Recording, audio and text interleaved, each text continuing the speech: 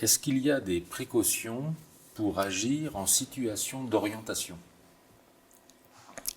C'est vrai que notre objectif quand même, parce qu'on sait que l'avenir sera sûrement plus facile pour un jeune s'il a un diplôme de Bac+2 ou de Bac+3, donc notre objectif à nous, enseignants, c'est bien qu'ils poursuivent. Ce qui l'empêchera pas d'aller réparer des tracteurs dans une concession, qui peut le plus, peut le mieux, donc peut le moins, pardon, donc c'est pas gênant.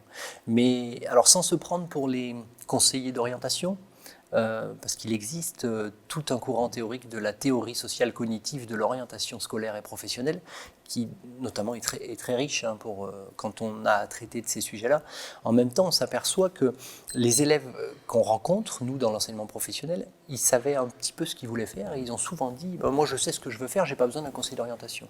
Sur la centaine d'élèves qu'on a, nous, élèves ou étudiants sur le campus Agronova, je pense que je peux compter sur les doigts d'une main ceux qui ont rencontré un conseiller d'orientation.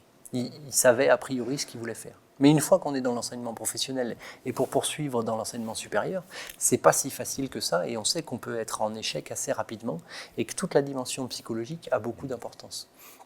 Donc sans aller jusqu'à être, on s'aperçoit que finalement c'est bien notre mission à nous, professeur principal, coordonnateur, et ce qui vient confirmer ça, c'est un peu la rénovation de la voie professionnelle, où on va avoir dans les années à venir, c'est acté déjà, une heure en terminale, pour accompagner, alors c'est le titre du module, accompagner les élèves soit à l'orientation professionnelle, soit à l'orientation vers l'enseignement supérieur, soit à l'insertion professionnelle.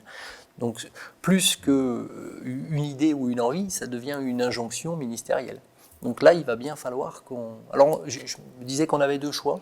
Soit on demande aux psychologues sociaux des universités de venir au LPA ou au lycée agricole, ou alors les enseignants trouvent le moyen de se former pour pouvoir assumer toute cette partie-là de psychologique et sociale qui...